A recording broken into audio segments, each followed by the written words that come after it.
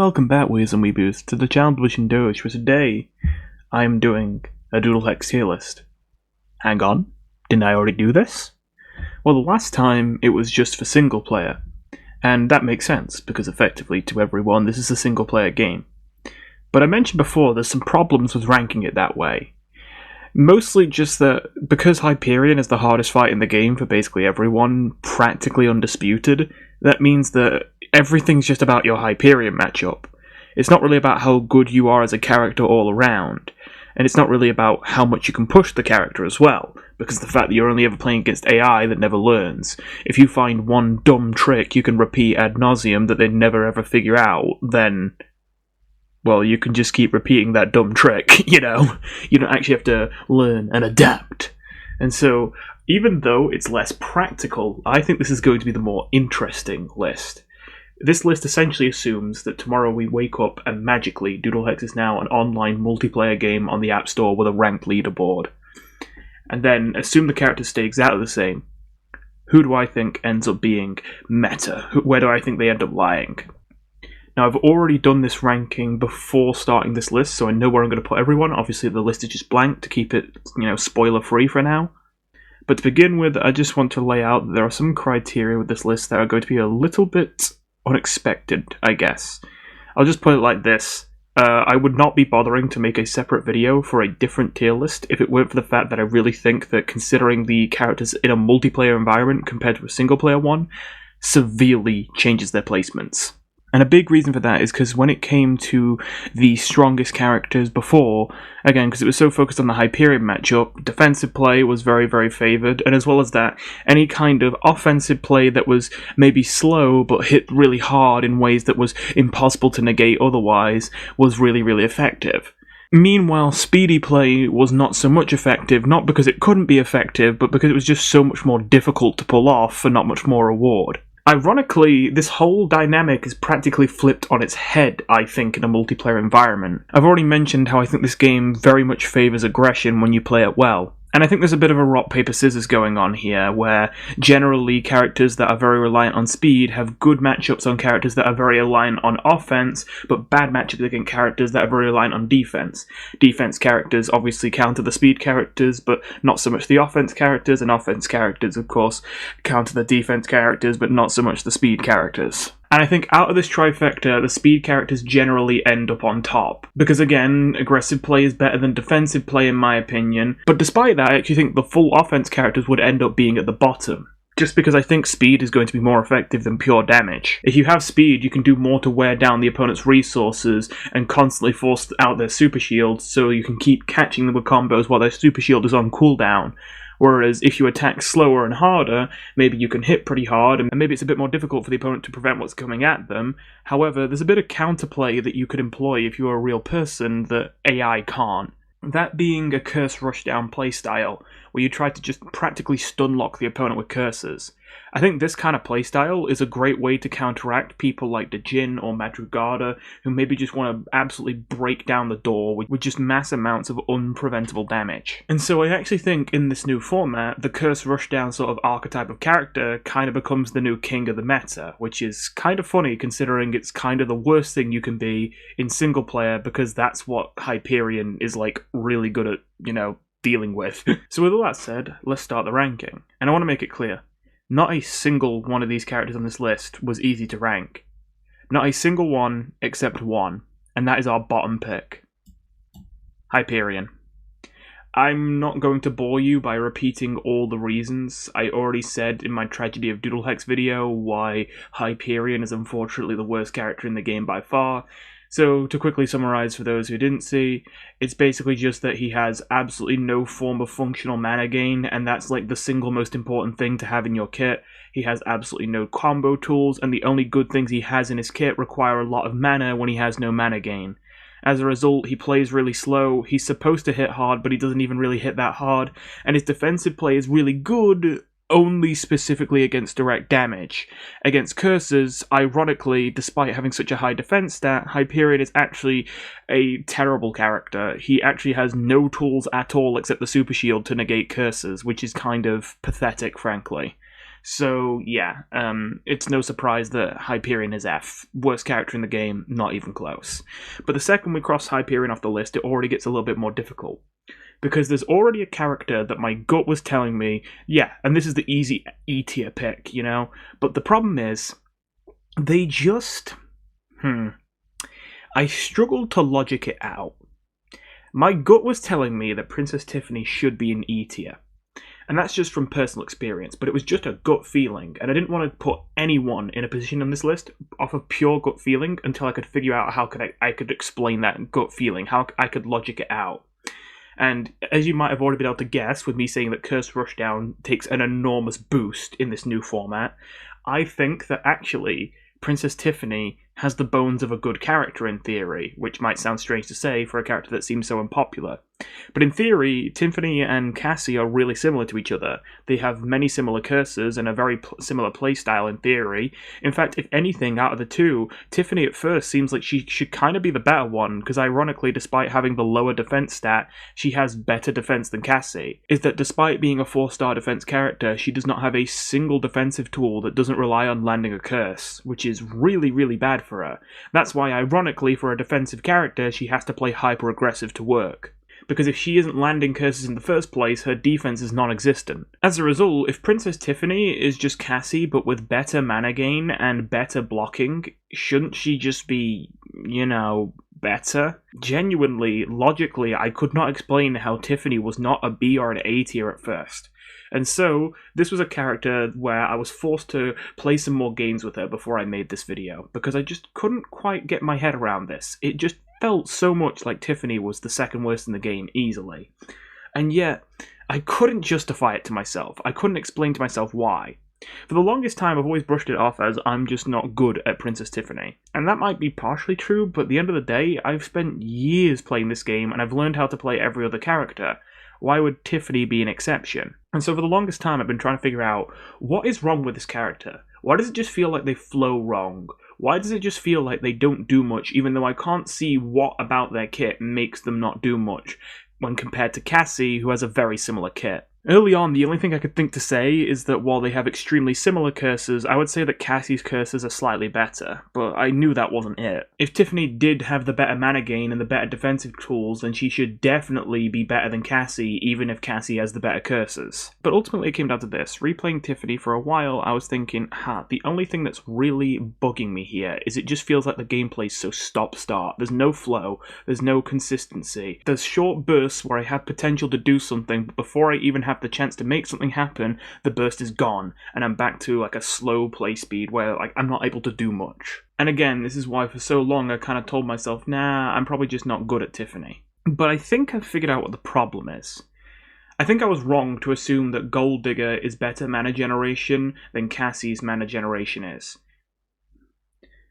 I assumed that because the mana regeneration speed blessing is not a bad mana gain blessing. In fact, on Rainbow, she has the gold version, and I genuinely consider that to be a contender for the best mana gain in the entire game. So if Princess Tiffany literally has the same blessing Rainbow has that gives Rainbow near infinite mana when played correctly, only hers is the silver version instead of the gold version, it would seem like Princess Tiffany should be really, really good, right? She should just be a direct upgrade to Cassie. But I think, honestly, the timings for the slightly reduced duration of the Silver Blessing, while still having such an expensive cost that it nearly requires all of your mana to recast it, I think this just comes together to make Princess Tiffany not quite flow correctly. And the reason I say that is, when you go to make a big combo with Princess Tiffany, you cast Gold Digger, you cast your curses, you cast your green runes, and then just as you're about to send it into the opponent's face, you get baited. Because if you want to actually save up all your mana to send them at the opponent's face with the gold speed blessing, you have to leave yourself with not enough mana to recast the mana regen blessing, which then causes you to have a long period of having much slower mana generation waiting for it to go back up to full. Not to mention the fact that you have the gold speed boost blessing, which lasts so long that it ruins future combos unless you wait a really long time without casting anything until it wears off. A combination of the blessing costing nearly all your mana, not quite lasting long enough to let you actually take advantage of the mana gain without having to recast it, and the gold speed boost blessing constantly destroying your own combos because it lasts too long, leads to Princess Tiffany constantly having to stop and prevent herself from reaching her full potential because of the fact she has to wait for her speed boost blessing to wear off before she starts another combo, because of the fact she needs to refresh her mana gain, because of the fact she needs to block the incoming damage right now. At every opportunity to actually take advantage of the power that Princess Tiffany could theoretically have to be better than Cassie, you have to basically commit yourself to, I'm going to do nothing but attack and attack and attack right now, and you have to make it very obvious to your opponent that that's what you're doing. And there's no room to change your mind unless you want to leave yourself with 0 mana left and no mana gain, and slowly wait for your mana to crawl back up to full to recast the blessing. So ultimately, I think while at first it sounds like just a small thing, I think the stop-start flow of Tiffany's gameplay is actually such a severe issue, it takes her from a character that genuinely could have been B or A tier to E tier. Genuinely, just replace Gold Digger with a Rainbow's Blessing, which literally does the same thing, but costs slightly more, has a slightly longer symbol, and lasts slightly longer. And even if it's just 2 seconds longer, I don't actually know how long it is off the top of my head, but I would guess it's like 2 seconds longer. Even if it's just 2 seconds longer, honestly, it probably fixes Tiffany. It might maybe even makes her, like, you know, top tier. But it's just in this really awkward middle point where the bronze version, Nadia's, is cheap enough that you don't need all your mana to recast it, even if it does wear off very quickly. And the gold version, Rainbow's, is long enough that you can get a lot done before you have to stop to refresh it. And Tiffany's is just in this awkward mid-spot where you can't quite get anything done with it if you don't want to leave yourself with no mana left by the time it wears off. Now, that being said, there's going to be some themes to these tiers. Now, these first 2 tiers only have 1 character each, so it's kind of obvious. This one's just a dysfunctionality, I guess, as a character, and this one is awkward character design. But the next tier is quite stacked. D tier has a lot of characters that I don't even necessarily consider to be bad in a vacuum, but ultimately I think that they are held back by the fact that they are so slow in how they win. In fact, I think these characters are a lot stronger in single player, but in a multiplayer environment I think they'd fall off. First up is the Jhin. Yeah, I hate to say it, how do I put it? The Jhin has devastating abilities, but when you actually play him with a full Grimoire at the end game, you kind of realize it only really works against the AI because they don't know how to respond to overwhelming, unblockable damage. And again, that at first sounds like, well, of course they can't respond to it. It's overwhelming, unblockable damage. But again, I've already mentioned how a Curse Rush down playstyle can debilitate your aggressive capabilities so much that you could be left on the back foot all game. The Jhin is mostly crippled by the fact that he has loads of power at his disposal on extremely, extremely expensive runes, but then his only form of mana gain is also something that both is really awkward to draw, costs almost all your mana to cast, and on top of that requires you to hit your opponent in the first place to gain mana, making it really feast or famine, so if you can't get initial hits in the first place, you can't even get the ball rolling. You're always forced to play slower than your opponent. In fact, genuinely, that would be enough to put him in E tier by my measurement if it weren't for one thing. And that is, he does have the shield blessing, which allows you to regenerate your shield at triple speed.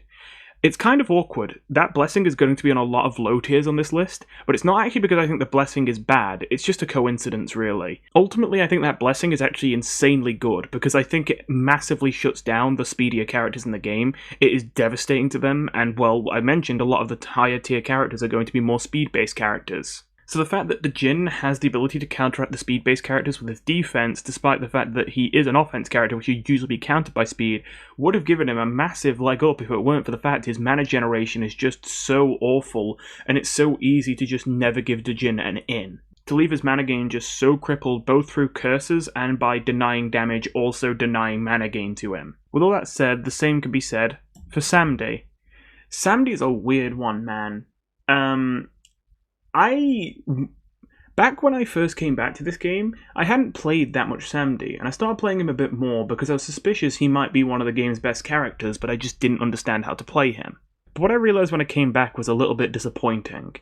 I think that Samdi genuinely has one of the most broken grimoires in the game in terms of just like, this spell is really good. You know, his lifesteal blessing, insanely good. His damage over time curse, absolutely ludicrous. That nukes a third of your health bar. Even if it's damage over time that takes a while, that's still ludicrous value for such a cheap curse. His shield regeneration blessing, that's amazing. His barrier is pretty good as well. Overall, Samdi just has so many good tools in his kit that are so terrifying to go up against that it almost seems ludicrous to put him this low. But once again, just like the Jhin, What's the point of having all this power if, well, you don't have the mana to use it?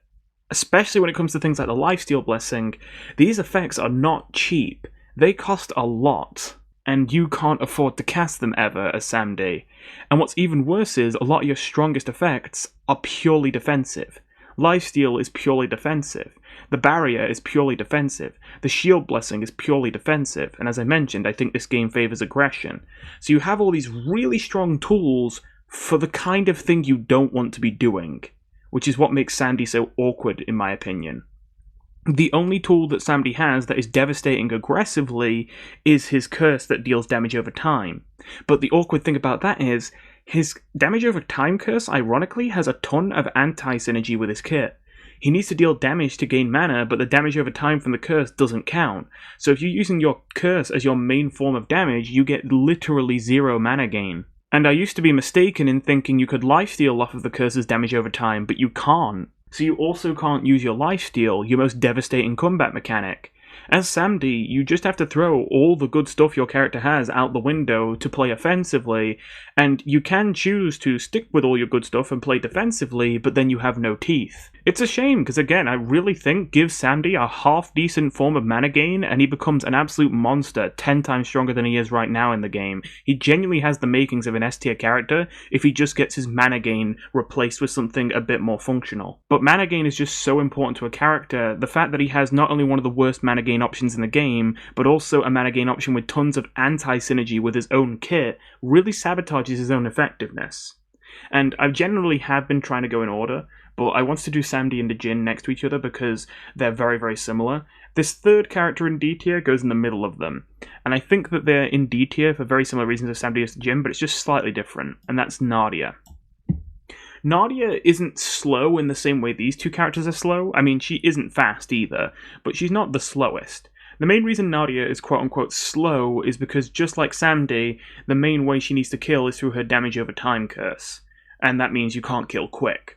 As well as that, even though you don't use red runes that often as Nadia, you still kind of have a similar game plan where you try to bleed the opponent with constant unblockable damage by spamming perfect curses and slowly draining them with your perfect curses. Ultimately, it's the same game plan countered by the same thing. The only difference is that for Nadia, she has a much better form of mana gain, which would usually put her above the rest of the competition, but also her curses kill a lot slower than Djinn's red runes or Samdi's more powerful damage over time curse. Not to mention she doesn't have the same devastating defensive capabilities as Samdi, so I think she ends up between the two of them. Ultimately, I think a curse rushdown playstyle just tramples Nadia, unfortunately. Like, I feel like selecting Nadia will essentially just be like saying to your opponent, okay, I've started a timer. If you can't kill me in this time, then I win. But if the opponent does just start killing you really fast and they're doing a good job of it, I don't feel like there's a whole lot you can do as Nadia to, like, circumvent that. The only thing you can really do is try and, like, shift gears into a much greedier burst kill playstyle, but that's really awkward with Nadia. I think the only way you can do that is to just do giant green rune combos with, like, your mana gain, and then try and enlarge them with your enlargement blessing. But your enlargement blessing is super overpriced and difficult to draw as Nadia, because you got the gold one, unfortunately. Not to mention, just generally, in terms of direct damage outside of her curses, Nadia doesn't have a whole lot of it at disposal, so I don't think she's the best at that. So yeah, I think that Nadia also belongs in D. The theme for the C tier is characters that I think have really powerful game plans, but they can't go higher than C because they are too counterable if people know what you're doing. And just in case it hasn't already been clear enough, once again, this is a very different list. Madrugada, unironically, bottom of C. And the reason I say that is because, don't get me wrong, I know what this character does. I know you just go discount giant red, discount giant red, discount giant red, discount giant red, and watch the opponent's health bar melt. Here's my counterpoint. Say you're going up against, I don't know, a Caleb. Not only can we just say, like, okay, so he just keeps wiping the screen of your giant reds, so that one kind of falls apart now, doesn't it? But even if he doesn't do that, what if he just, like, does the slowdown curse on you that he has, slowing down your reds and slowing down your mana gain, and then he covers your screen with the screen cover curse, and then while you're busy trying to cover the stuff off your screen and having your mana gain crippled and your spells slowed down, then while that's happening, he starts setting up a massive 0 to death green rune combo and speeds it into your face. You know, Even not even just Caleb, I think that a lot of the faster characters in the game can just rush you down with curses and Madrugada and practically stun lock you. Because just like Hyperion, Madrugada has this issue where she's really good at dealing with direct damage. She's got barrier for direct damage, and she's got lifesteal. But she doesn't have any way to really stop curses. And you never really notice that when you play Madrugada, because enemies aren't smart enough to exploit it, obviously when it's AI. And as well as that, you kill AI so fast as Madrugada, they often don't get the chance to, really. But I do think in a human and player environment, people would learn, okay, like, she'd be the noob stomper, I think. I think when people first start playing, like, you know, they'd be like, whoa, what the fuck, Madrugada's broken, she's like triple S, because, like, they would just get into a game and they get nuked by giant reds in the face and they can't play the game. But then, I think after a while, people would realize, oh wait, Madrugada's got, like, no curses. Like, she's got the curse that blacks out your screen, which is literally useless. And she's got the curse which shakes your screen, which is very slightly better than useless. So, Madrugada, I guess, is the big thing. So much of the game, you need to get momentum to win. You know, I mentioned that you get so much momentum in this game, and pushing your momentum is how you close out a win. And Madrugada, ironically enough, for as hard as she hits, literally doesn't really have any way to gain momentum, because the way you gain momentum is typically with blessings that give you momentum or curses. But the thing is that, again, Madrugada's curses suck, and her blessings, while they still are powerful, are more instant gratification rather than, you know, these feast or famine, like, you know, you build up the perfect situation for them and then they give you loads of value, you know. Nah, a lot of them are just kind of instant value. You cast it and you always get the same amount of value. And so as a result, Madrugada, I feel, is going to thrive in the neutral. If you do play slow against Madrugada, if you're not fast to react to what she's doing, and if you don't aggressively rush her down, she's just always better in the neutral, because she just has always better damage that you can't negate, so you will die. But again, if people just know, oh, that's how I lose to Madrugada, is like trying to block all this damage when it's unblockable by design, and the way I win is I just rush her down and debilitate her so severely with curses that she can't play the video game, and she can't do that back to me, and she has no tools to negate that. I think that will be what happens with Madrugada. So yeah, bottom C tier. Gizmo. That one might come as a shock, because I think, generally vibe I get is that a lot of people seem to think that Gizmo's pretty bad. And it's kind of funny, Gizmo's kind of like the anti-Tiffany, where with Gizmo, with Tiffany, I mentioned it was that my gut said that she's really low, but my logic said, like, what? How is she not high, though? And obviously I had to figure out why that was. And with Gizmo, it was kind of the opposite, where my logic said he should be really low, but my gut was saying, honestly, he feels pretty good to play when I play him, though. I'm not gonna lie, I wonder if he's underrated. So I had to play him a little bit more to figure out what I thought.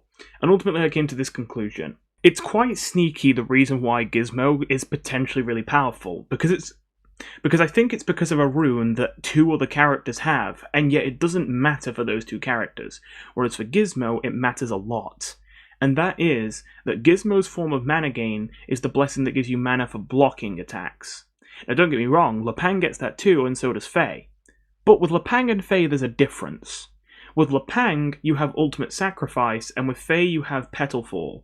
Both of these characters are incentivized when placed into defensive situations to delete enemy runes to stay alive. But the problem with that is, if you're deleting enemy runes to stay alive, that means you're not gaining mana for blocking runes. You see the issue. So both of these characters, despite having a powerful mana gain tool, can't actually really take full advantage of their mana gain tool without sacrificing the effectiveness of their own kits by not using some of the most powerful defensive abilities because it denies them their own mana. Whereas Gizmo does the opposite. Gizmo actually leans into the power of the mana sync blessing that gives mana for blocking. Because of course they got the auto shield blessing as well, that means that they genuinely actually get a frankly terrifying amount of mana when played well. And the fact that they get faster super shields, and the super shield does work with the mana sync blessing while you're auto shielding, that means that if you have a big attack coming at you and you just super shield and mana sync and auto shield, you can get like triple mana refills. It doesn't matter how weak and toothless your character is, if you got quadruple the amount of mana you usually have because you're getting that many mana refills, you're going to hit like a truck, even if you are a character like Gizmo, who doesn't have very devastating offensive capabilities. Honestly, I even think that if it weren't for the thing that makes him counterable that I'm going to say in a second, I genuinely think Gizmo could be like an A tier character. I actually think he has the makings of kind of a beast. But the main thing that keeps Gizmo in check, in my opinion, is the fact that while his mana gain is really powerful, it is contingent on the enemy attacking you. Now, don't get me wrong, the enemy's got to attack you. So I'm not saying that they won't give you mana at all. It's less that they won't give you mana, and it's more that they won't give you mana if you need mana, if you know what I mean. Like, they'll make sure that if they ever do a big attack against you, they know that they're prepared for the counterattack. They know that you're going to take all the pressure that they throw at you, and you're going to throw it back at them. And so they're only going to do it when they're prepared for when you throw it back. You know, that's what I think is going to happen. And that's going to limit Gizmo's effectiveness, I think. Though I genuinely want to say, if that wasn't an issue for Gizmo, I think he's genuinely like A tier, which might sound psychotic, especially because he's slow. His enlargement blessing is the gold one, which is terrible compared to the silver and the bronze one. His defensive capabilities aren't actually that great. He's really just got the shield blessing and the pet speed blessing. But honestly, I just think he's very adaptable. As I say, he can do a lot of damage so long as he gets a lot of mana gain, and I do think he's got a lot of potential for that if played well. The fact that he can also use the pet speed blessing for perfects means that if he comes across a more defensive character, he can still adapt to the circumstances and win. And so I look at the character and I'm like, okay, if you're an all-in offense character, I think this character just uses barriers and super shields to negate all your damage and just nuke you. If you're an all-in speed character, I think honestly he can probably survive the punishment you can dish out and then take all the pressure you're throwing at him and he throws it back in your face and blows you up. And as I said, if you're a defense character, that's probably the only thing ironically where he fails despite being a defense character himself, but even then I think you can switch to this perfect curse playstyle to still make things work. Again though, I just think he'll be limited by the fact that people will learn not to throw tons of pressure at him without being prepared for him to throw it back. And I really think if you don't get the ability to convert the enemy's pressure into your own pressure, if you don't get to abuse that, I really feel like Gizmo just has no teeth. Genuinely one of the least effective characters in the game at just killing at all, full stop. Like, all he can really do is just spam medium reds and enlarge, really. Which is pretty bad. Onto the B tiers, these are the more well-rounded characters. I say that, the first one is Faye. We're actually at the top 7 now, so we're at the top half of the list. It might seem a little bit strange that I'm putting Faye in B tier and then saying the theme of B tier is all-rounders when Faye is literally the 5-star defense character. But it's as I said earlier, I think generally you're going to want to lean away from defensive play. That doesn't mean you're not going to use Faye defensively. I mean, she's made for defense, So you're going to take advantage of that. But I also think that if you want to experience success on the character, you're probably going to have to figure out how you play her more offensively. Now, I don't think Faye is completely screwed because she does have the gold version of the Menacing Blessing, and while having Petalfall does have anti-synergy with that, Petalfall is extremely powerful, and the gold version of the Menacing Blessing is, in theory at least, a really powerful form of mana gain. Combine that with having the Enlargement Blessing and the bronze version at that, the best version, and Faye actually seems like quite a powerful pick. How come she's not in the top 5 or the top 3 even? Well, it ultimately comes down to this, and it's kind of funny. This is again just a testament to how much different this list is. I wasn't expecting it, but I think the main thing that keeps Faye in check is that she doesn't actually have very good curses. Again, it's rare that that's the reason why a character falls apart, but I think for Faye it's the case. She has curses, but when you look at them, they're honestly not that great. I don't even really count the one that gets bigger for every green rune on the screen, both because it's so greedy, a lot of the time it's kind of not a good idea to go for it. You're just begging to be super shielded, and it's so hard to land. But beyond that, that's also just a pure damage effect. I'm not talking about that, I'm talking about debuffs, the real things that curses are made to do. And when you look at Faye's debuffs, she's got the Screen Shake curse, the weakest one as well, which is not the best. And then you see she's got the Screen Pause curse, and it's like, that's it, I think the Screen Pause one is the only one that's kind of useful, but even then, I think it can also screw you up. I've certainly had moments where pausing the runes on the screen actually kind of throws off my tempo, and I'm realizing, wait, okay, I know this is generally helpful, but honestly, this is an awkward timing because it paused this rune right in front of my face, and now I just have to hold shield and wait, and I can't take advantage of my window. So I think that means that Faye ends up having a similar problem to Madrugada, where she's really, really good at managing pressure, but at the end of the day, she just kinda struggles to build momentum. Now, unlike Madrugada, she can build momentum, and Madrugada can't say that for herself. She literally cannot. Faye's capable of building momentum, but she has to do it very, very slowly but surely. But ultimately, she's still a good character. I mean, we all know how broken Petalfall is. I don't think it'll be as broken in a multiplayer format because people will know to cast small greens in front to block it, but even still, the fact that they even have to do that is a lot of wasted mana on the opponent's part just to make sure they have to play around Petalfall. So like, that doesn't mean that Petalfall is bad in my opinion, you know. I think Petalfall does a lot to carry this character. Honestly, without Petalfall, she's honestly all the way down here, probably. But, Thenge, even still, I do think that the lack of offensive capabilities and the lack of tools to gain momentum with her curses is going to hold her back a little bit, so she can't go any higher than the bottom of B. Lepang is the next one up, and, yeah, this is a weird one. Lepang, I actually expected to be in B tier, but I had a weird moment where I was trying to argue with myself, and I was like, okay, I know this is wrong, but I actually can't explain why he isn't bad, like genuinely near E tier. Because at first I kept looking at this from the wrong direction. I was looking at his kit and I'm like, okay, don't get me wrong, you know, there's a bunch of stuff here that seems good. He's got perfects, he's got the Menacing Blessing, he's got Ultimate Sacrifice, he's got Speed Boost, he's got Dragon Eggs, you know, these are all cool things. But it's like, okay, what does the character actually do? And it's like, well, I guess they're speedy. But so is Strat, and I think Strat is better at being speedy. Okay, well, I think they've got some defensive utility too, but, well, honestly, if you want to be deleting runes off the track, you'd much rather be playing Caleb or Faye, not Lepang. But, okay, I suppose, you know, you were not playing Lepang for defense. Maybe then you want to play him for his Dragon Eggs.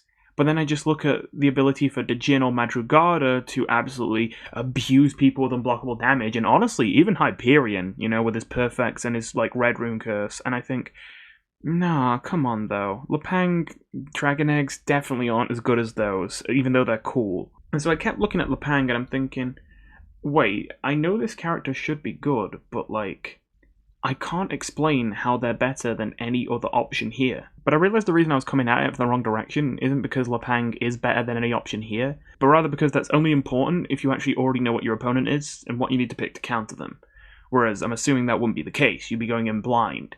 And honestly, I think Lepang actually being a bit of a jack of all trades works in his favour because it means he has counterplay for just about every matchup. Obviously he wants to play typically as an aggressive speed character like Strat would be. But if he comes up against someone like Rainbow or Djinn, he will probably struggle a lot to break through shield. However, if that's the case, he can just switch to spamming perfect Dragon Eggs at the opponent and killing them with unblockable Red Rune damage, and they can't respond to that. Meanwhile, if he runs into a Cursed Rushdown character that tries to beat him at his own game with his own speed, while he might run into characters that are better at speed than him, he can use his defensive utility with Ultimate Sacrifice to wipe the screen and maybe even the odds a bit, and use Mana Sink to turn all that pressure into more aggression for him to throw back at you. The main problem I see with Lepang, though, the main thing that means that he can't go higher than where he is right now, is that last one I mentioned, the whole speed characters. Even though I think Lepang has counterplay to speed characters, I still think he loses to them, ironically, even though he is a speed character.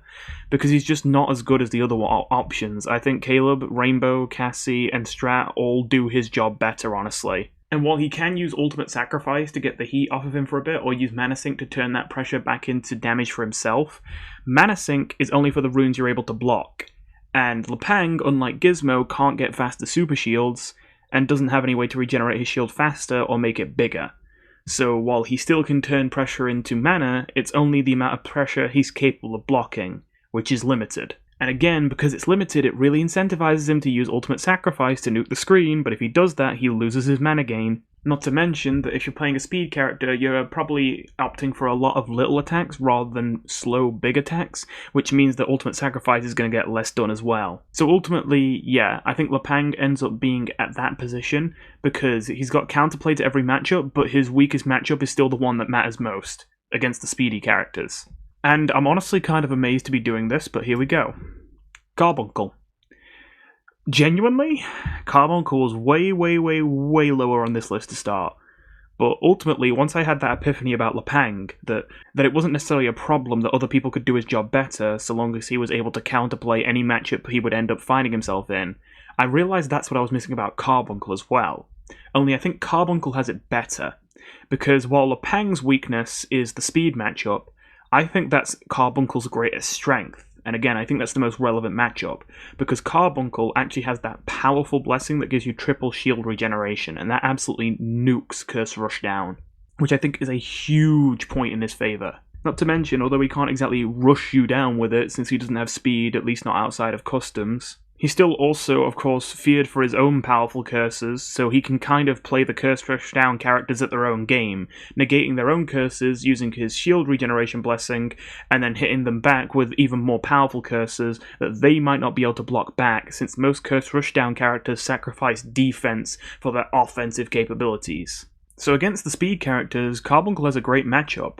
But if he is an all defense character, you'd think he would get nuked by the all offense characters that can get through his shield. And he can potentially, but again, curses are a great way to get under those characters' skins, and that's what he's good at, so he's got counterplay to that matchup. And against other defensive characters, he has his own potency when it comes to unblockable damage. While it's not quite as powerful as what Madrugada or Djinn can do, Carbuncle's still capable of dealing out a terrifying amount of damage by spamming small reds with mana discounts into an Alchemist Fire that's discounted, into an Enlargement Blessing, or like sextuple medium-sized red runes that are all enlarged going at the enemy shield. That's an enormous amount of damage. Not quite as ludicrous as what Djinn or Madrugada could do, but still really, really high. So against a character that only has a powerful shield but no way to negate direct damage, that's pretty devastating. Ultimately, I think the only thing that can really shut down Carbuncle is a character that has both a good shield and good ways to negate direct damage. We're talking characters like Samdi, who have both shield regeneration blessing and barrier and lifesteal. I think characters like Samdi would absolutely devastate Carbuncle. But this is a very small niche subset of character. For most of the cast, I think Carbuncle has tons of counterplay to whatever they have up their sleeve. So I think he's kind of the king of the well-rounded characters, which feels weird to say considering he always seemed so underwhelming when compared to the other teachers. But I just feel like his ability to adapt to every matchup would be crucial in a circumstance where everyone's just playing every character, and everyone's obviously no longer playing as AI, everyone's playing as real people that are, pushing their limits of what they can do with the character. I really think that would put Carbuncle as the leader of the teachers. Which brings us to the A tier. The main thing with A tier is that these characters are terrifying in their strength, but they have Achilles heels that can be exploited. And Strat is going to be my number 4 pick. Again, this whole rushdown idea is what's really, really strong in my opinion in this game. And I mean, Strat is the rushdown character. Not so much on the curse side, although he can curse as well.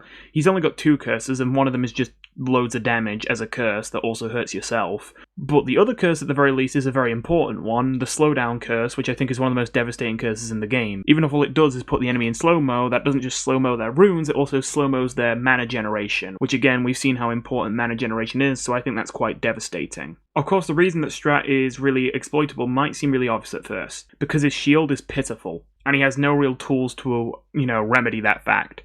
But I actually don't think that's his real weakness. Again, you don't actually want to be shielding that much if you can help it in this game. The more you can be the one on the attack, the better. And I think Strat is really good at building momentum and just non-stop pushing it. Meaning that he doesn't really even have to shield much and usually doesn't even want to. No, I actually think the real secret sauce with Strat, the real weakness he has, is kind of unintuitive. I think it's actually the complete opposite. I think the real weakness of Strat is that being such a all-in speed character with not much else up his sleeve, if the opponent simply has a really good shield, whether it be because they have the Giant Blessing or the Shield Regeneration Blessing or whatever, then Strat becomes kind of useless. Because he can't really get through your shield if it's that strong, and if he can't get through your shield and you can negate all his pressure effortlessly, then, well, now he's got no way to keep you on the back foot. And if you're no longer on the back foot, that gives you room to breathe and attack him. And when you start attacking him, he can't do anything to negate what you throw at him because he's intentionally designed that way as a glass cannon. And so you get nuked. Now, if everything I just said was like it for Strat, honestly, he might even go down to B or even C. But Strat does at least have one layer of counterplay, which I think is really helpful for him. That being, he has the Gold Perfection Blessing. And while, don't get me wrong, the perfect curse playstyle of Strat is much weaker than the proper rushdown playstyle, it's also counterplay to the people with more unbreakable shields. Not that it's the optimal counterplay, but it's functional counterplay you can use to still stand a chance against them. Ultimately, with all the speed that Strat has, he genuinely could have had the makings of an S tier character, but both his Achilles heel in trying to get through shields, and the fact that his mana generation, while slightly better than Samdi's and Djinn's having the silver version of the damage per mana blessing, is still not exactly great. It really holds him back. Which leaves us with a top 3 that genuinely might surprise you. But, number 3 is Caleb. So let me explain. Because I think, while I don't think most people consider Caleb to be outright bad, I think people don't necessarily think of Caleb as a particularly strong character. And I don't necessarily blame them, but I'm here to maybe change your mind. I actually think Caleb is a ludicrously busted character that is pushing S tier. I think part of the reason might just be that the longer you play this game, the faster you get at drawing. And I think that the faster you can draw, the more Caleb just becomes more and more OP. Because he's the only student character, if we're not counting the teachers, who actually has access to the blessing which just halves the cost of your next spell. And that is an insanely powerful form of mana generation if you can use it effectively. Unfortunately though, a lot of the characters that actually have that blessing don't really get to use it to its full potential. Madrugada has it, but as I mentioned, they don't have the ability to really combo their curses with it, because their curses are terrible. They can only really play the bad, constant direct damage playstyle. So she gets a lot of value out of it, but her playstyle is just very poorly, made for this kind of meta.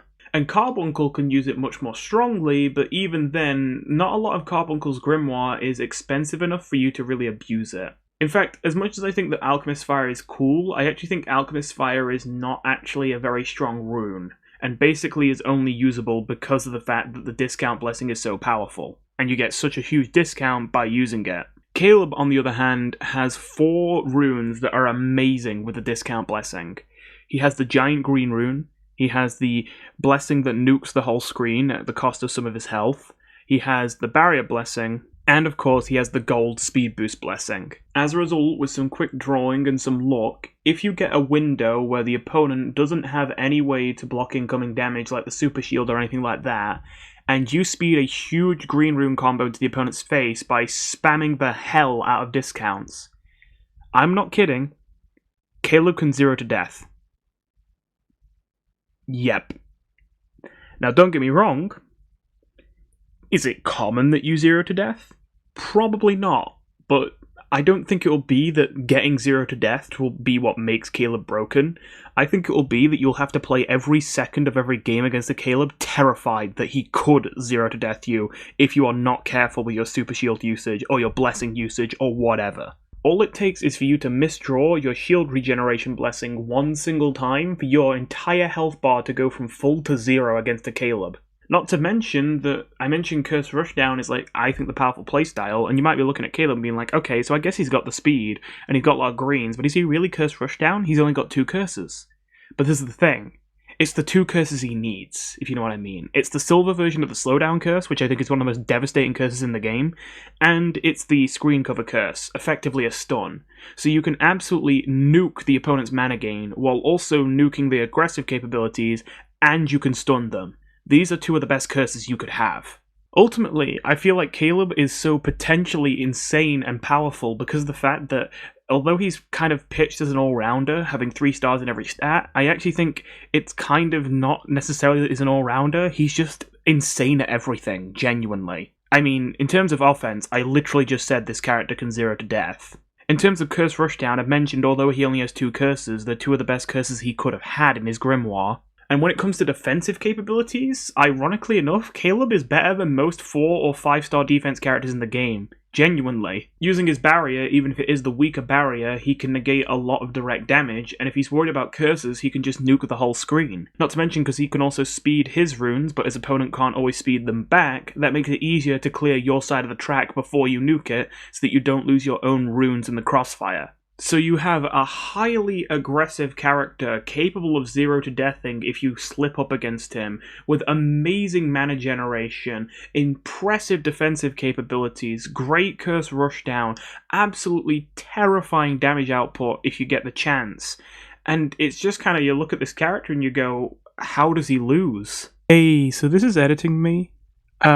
This was my second attempt recording this video, and so I got everything down a lot quicker. The original version I was going to post was nearly 2 hours long, because I was a bit more rambly. But in trying to do things a bit quicker, I did get a little bit sidetracked here and forgot to mention Caleb's main weakness. So let me get straight to that. There are some smaller weaknesses of the character, like just the fact that as much as it sounds like a nothing thing, it's really picky, the slow silver curse, like about how you draw it, and that does mean it's awkward trying to play quickly with it. And as well as that, there are smaller weaknesses like the gold speed boost blessing, just like with Tiffany, how it forces a stop-start playstyle. It does the same for Caleb, although I feel like Caleb can adapt to that a little bit better because he's got better mana generation, and on top of that, he kind of can take advantage of the stops in the stop-start because of the fact that whenever he stops, it gives him an opportunity to use the screen clear curse. Not curse, blessing, you know what I mean? But the actual real weakness in Caleb, in my opinion, the only thing that really keeps him from being the demon of the game that stomps everyone, is that, as simple as this seems, I just don't know how Caleb gets through shield, you know? Like, sure, he can hit like a truck in theory, he can combo pretty well, but if someone's got like the giant blessing like Rainbow does, or they just got like a really, really fast regenerating shield or whatever, if their shield is just a fortress you can't get through, I kind of don't know what Caleb does about that. Because then he can't land his curses, he can't do his big combos. Really, all he can do, if you decide to do that, is he can just spam, like, medium reds. Just like, woo, blum, woo, blum, woo, blum, just over and over. And I guess that's something, but clearly it's weaker than the competition. So I said earlier that the theming of the A tier was, like, extremely strong characters, but with pronounced Achilles heels. That is Caleb's Achilles heel. That's his pronounced weakness. That being said, I'm about to cut back to the actual video, and there's going to be a little bit of a plot twist. Honestly, as I'm talking, I know I said I pre-planned this list, but I'm almost thinking, yeah, you know what? I think Caleb belongs in S. Yeah, you know what? That looks right to me. Yeah, I think I've honestly taught myself to saying Caleb's S. So okay, that's our third best character. What about the second best? Well, God, man, I am not beating the Cassie simp allegations. Okay, but seriously, so. Genuinely, when I started this list, I didn't know where everyone was going to go, because I had to do a lot of thinking to put this together. And initially, I thought Cassie was going to go around B tier. I really thought, I'm going to argue she's like a B tier. And then I was thinking, actually, she's better than this character, and this character, and this character, and this, and, well, we ended up here. I think Cassie's second best in the game, and I know that might sound insane to some people, but let me explain. Already, I kept talking about Curse Rushdown and how important it is, because it builds momentum, and having momentum equals win. Whereas just doing direct damage constantly can turn into a win so long as nothing happens before their health bar hits 0, but what if something happens before their health bar hits 0? Uh-oh, now you're losing. You know, you get the point. Whereas having an overwhelming advantage over the opponent because you've established so much pretext to be able to stomp them by hitting so many curses, that is a much more consistent way to close out a win. And Cassie having access to Speed Boost, which is really important, an amazing selection of curses, and the blessing which halves the cost of the next 3 runes rather than 1, but for triple the cost, means that she genuinely is quite the force to be reckoned with. Now I say that, haven't I said in the past that her mana discount blessing is actually much worse than the one that Caleb, Madrugada, and Carbuncle has, even though it does the same thing basically? Yes, I did, and I do still stick to that generally. The fact that it costs triple to do 3 in a row is actually a big problem, because it locks you out of using a lot of your Grimoire. There's actually not a lot of runes that Cassie has that cost more than 40% of your mana, and if it doesn't cost more than 40% of your mana, you're not actually gaining any mana by using this blessing. As well as that, because you have to do 3 in a row, that means that you're locked into only using certain spells in your Grimoire the second you cast your only form of mana gain, which is quite daunting. Especially when you consider a lot of your more powerful, more expensive runes have extremely important order of operations things going on with them. Probably the most egregious example is anti-magic, which is an extremely expensive and powerful blessing potentially that needs to be discounted to be functional. However, it also cancels all blessings and curses when cast, including the discount blessing. So it only makes sense to cast it last so that you get the first 2 discounts and then the third one. But that means when you actually want to use anti-magic, you can't just cast it straight out. You have to spend 60% of your mana casting the discount blessing, then cast 2 runes, then wait to regenerate your mana, then cast anti-magic. And anti-magic is very, very dependent on the timing. That definitely makes it hard to cast anti-magic at the right time. But right now it sounds like I'm arguing why Cassie's bad actually. Why is she this good? Well, I think ultimately, let's start with some smaller things and then I'll get to the big point. For as much as I've dogged on this form of mana gain, I've been going back and forth on it, thinking, is it really that much worse? And I think the answer is, it kind of is, but it kind of isn't. but for unintuitive reasons. I think in terms of pure mana gain, you probably get more out of the mana for blocking blessing, the mana sink.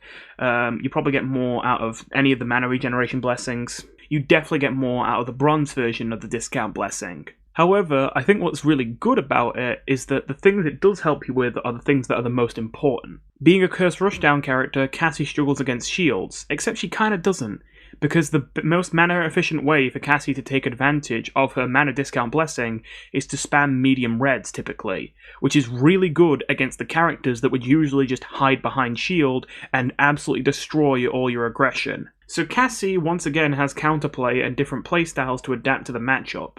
But ultimately all I've been saying so far is beating around the bush and ignoring the elephant in the room. The real reason why Cassie is this high is because of the actually nuclear, devastating potential of anti-magic. Which might sound like a joke, because anti-magic feels like such an underwhelming rune in story mode. But that's because, again, you're going up against AI, and you're often, fighting Hyperion, who doesn't really have many blessings you're worried about. However, anti-magic is actually quite possibly one of the most devastating runes in the game in theory. We just don't get to see it really play out in single player. Because of one simple thing. Haven't I drilled it into you this whole time? Blessings are the most important runes in this entire game. And honestly, why is that true? Well, it's mostly because blessings are instant and uncounterable. They give you a benefit, the enemy can't stop you from getting a benefit, and they give you the benefit the moment that you cast them. There's no ifs, ands, or buts about it. Curses not only are delayed, but can sometimes just not give their benefit if they get blocked. Whereas blessings just give you the benefit and often are fundamental to the way that characters play. But what happens when you introduce a character to the game, the only character in the entire game, that has an ability to just negate blessings? An infinite amount of them, in fact. You get some insane consequences. Now, unfortunately, I'm going to have to break the immersion here and jump to our number one. I'm not actually going to start explaining why Rainbow's number one yet, but all I'm going to say is, I have to say Rainbow's number one, because not only do you already know she's going to be number one, because, she's the only one left, but also, a big part of why Cassie is really good is well explained by her matchup with Rainbow. So again, I'll explain why in a moment, but I think Rainbow is the best character in the game. Now, if Cassie's fighting Rainbow, who do you think's going to win? You might say Rainbow at first. She's got way better mana generation, which means she can be way more aggressive. She's got the giant shield and the auto shield, so she's going to be an impenetrable fortress to Cassie. Surely, Rainbow just loses. But I want you to imagine this. Rainbow starts the game and she's like, okay, here we go. I'm going to use the mana regeneration blessing, and now I'm getting tons of mana, so I'm going to auto shield, I'm going to go giant, I'm going to cast the perfect runes, I'm going to speed them at the Cassie, and then Cassie just casts anti-magic, and you shrink, and you lose your shield, and you lose your mana gain, and you lose your speed. And who knows, maybe you can lose a perfect. Rainbow, part of the reason she is number one is because she's literally, practically nothing but blessings, and blessings are OP. And then Cassie's the only character in the game that can just shut off all blessings at the press of a button. I'm hoping you're seeing the picture now. So, Cassie already has the toolset to shut down the single most powerful broken character in the game. That's already pretty damn good, honestly. But if it was just Rainbow, I would just leave it there. I wouldn't say Cassie's quite this good. But then you look at the rest of the cast. Strat? Honestly, yeah, that's pretty devastating. Strat not being able to use his speed when he wants to rush down Cassie. Cassie being able to cancel his perfect and his finger blurs. Being able to negate his mana gain. And then when you combine that with the fact that she can then shrink his actual runes back once she lands her mini curse, and once they're shrunken, it's going to be really hard to get through her shield. Honestly, Cassie kind of has the ability to nuke Strat. Not to mention, if Strat tries to beat Cassie at her own game by using the slowdown curse and spamming it perfectly at Cassie to slow down her aggression, she can just use anti-magic to cancel her own slowdowns being applied by Strat. When it comes to characters like Faye, Cassie can just bury them in a never-ending stream of runes that can't be petalfalled because there's so many little runes coming at them, there's nothing big to just delete with a petalfall. Not to mention, she's going to lose her barriers and her enlargement blessings. Lapang just does not beat Cassie at the speed game. Madrugada is weak to this Curse Rushdown playstyle. Samdi at first seems like he might be favoured against Cassie because his toolkit is so well designed to counter Curse Rushdown, but then anti-magic enters the picture, takes away his lifesteal, takes away his shield regen, takes away his barrier, takes away literally the only thing that gives him any teeth at all, his damage over time curse, and it's suddenly like you're playing a character that can't even defend himself and also can't kill. Nadia could never kill Cassie either because anti-magic exists. Do you see how many characters in this cast are just hilariously invalidated by the power of anti-magic? I'm genuinely looking at the roster and I'm thinking, okay, who here can actually put up a good fight against Cassie? And there really aren't that many options. I think Caleb could, because he can nuke the screen to avoid Cassie's curses, and a lot of his blessings aren't the best to catch with anti-magic. Not to mention his mana gain is so quick that once again it'd be hard to catch with anti-magic, and so he can still get all the mana that he needs to be able to run Cassie over. So I think Caleb could beat Cassie, and I think that Gizmo has a chance against Cassie as well, because it is a little bit of a waste to use a whole anti-magic just to negate one mana sink blessing with a super shield, but at the same time, that's all you really need to do to throw all of Cassie's pressure back onto her as Gizmo. Obviously, it's a lot more worth it if you commit full-on mana sink and auto shield and barrier, but I think if you want to, you can kind of play a bit slow to play around anti-magic. But I'm genuinely looking at this entire roster of characters, and I genuinely think these are the only two characters in the game with a good matchup against Cassie. I think Gizmo can do it, and I think Caleb can do it. I think Rainbow gets nuked by Cassie. I think Strat probably loses to Cassie. I think Carbuncle probably loses. I think Lapang probably loses. I think Faye gets nuked. I think Madrugada gets nuked. I think Samdi gets nuked. I think Nadia gets nuked. I think Dejin gets nuked. I think Princess Tiffany... Wait, that's hilarious. Wait, does Princess Tiffany actually have a good matchup against Cassie? Honestly, maybe. That's kind of funny to think about. And Hyperion... I'm not even going to consider it. He's Hyperion. Maybe he's technically got a decent matchup compared to other characters, but he's just so bad it doesn't matter. So yeah, like we're looking at two characters that are even like anywhere approaching that I think they're going to be good. You know, these are the only two characters that I think will have a chance of taking down Cassie. And a lot of the other ones are either I think they'll be slightly unfavored to win, and it'll be an uphill battle for them if Cassie plays well, or it's just they get nuked. Genuinely, I'm not going to lie, it was really difficult for me to not put Cassie at number 1. But I know if I do that, I am going to be murdered with the Cassie simp accusations. And to be fair, I nearly lost my mind while setting this up. I'm like, I'm not moving Cassie to number 1, am I? And I very nearly did, but there's one small thing that made me decide that Rainbow probably still deserves the number 1 spot. It's neck and neck, man. It's really close between these three. But ultimately, I think Rainbow still deserves the top spot. Because while Cassie, I think, has the most winning matchups out of every single character in this game, I will admit a lot of her winning matchups are close wins. Like, again, I think she wins against Strat more often than Strat beats her, but I don't think that Strat, like, is out of it, you know? Strat can win that. Lapang can win that. Carbuncle can win that. None of these characters are good against Cassie, in my opinion, but they can beat Cassie. So I do think that Cassie has the most winning matchups, but a lot of her winning matchups are very close, whereas Rainbow doesn't have many close matchups. Even though she has more losing matchups, her winning matchups are so devastating that I still think overall she deserves the number 1 spot. Quite frankly, it's really simple. Rainbow is playing a character where you don't have to shield, you don't have to lose mana by shielding, your shield is triple the size of everyone else's, you have infinite mana generation effectively, and there's nothing that can ever be done to cancel it out except Cassie's anti-magic, which is just one character. You get to have perfects on command, you get to have speed boosts whenever you want, you get to have giant greens. Literally, what do you not have on this character? I can only give one answer to that. The character does only have one curse, which is a drawback, but even then, it's the gold version of the screen cover curse, effectively a long, effective stun. So, while I do think it's still a relevant downside that Rainbow only has one curse, I honestly don't think it guts her character too much, because man, that's still a really good curse, and wow, the rest of her kit is just so broken. Rainbow having the auto shield blessing, the mana generation blessing, and the giant blessing means she instantly invalidates every single curse rushdown character that doesn't have a way to get through her shield, which is already an enormous benefit for her. But then she also gets to play rushdown herself. Not so much the curse part, because she's only got one curse to work with, but she still gets to rush you down, almost to the extent that Caleb can. So, kind of like Caleb, she gets to play all sides. It's kind of hilarious that she's considered a 2-star defense character when she has one of the most terrifying shield games in, well, the game, you know? She can block basically whatever she wants, she can hit like a truck, she can go stupid fast at all times, she just gets to have everything.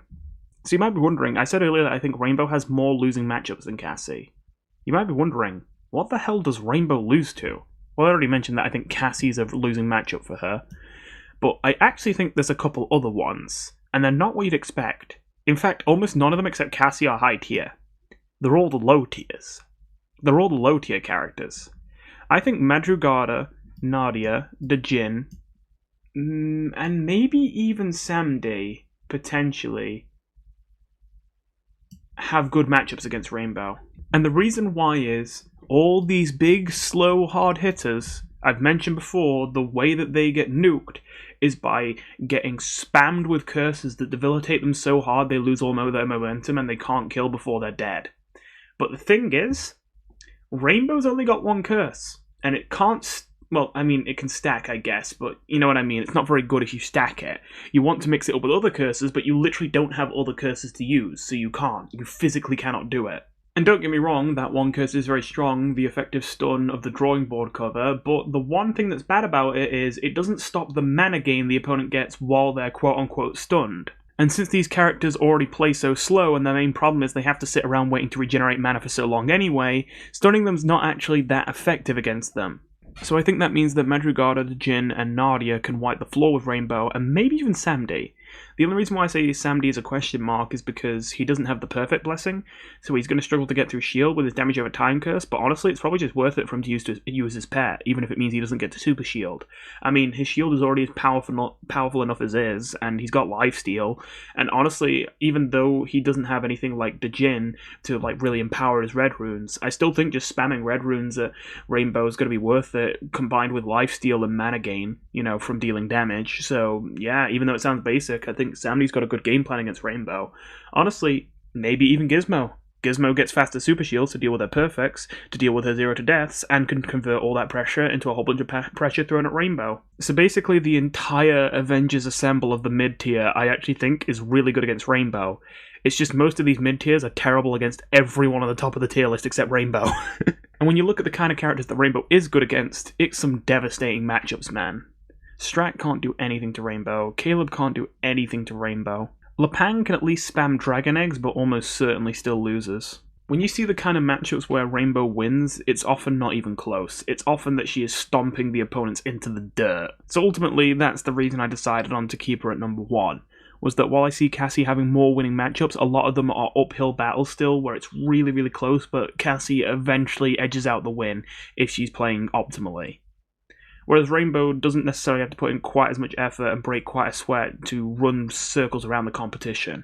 And again, while there's a much larger list of characters that I think can beat Rainbow, I really think they're almost all like mid-tiers to bottom tiers, with Cassie being the only exception. So anyway, that's my tier list.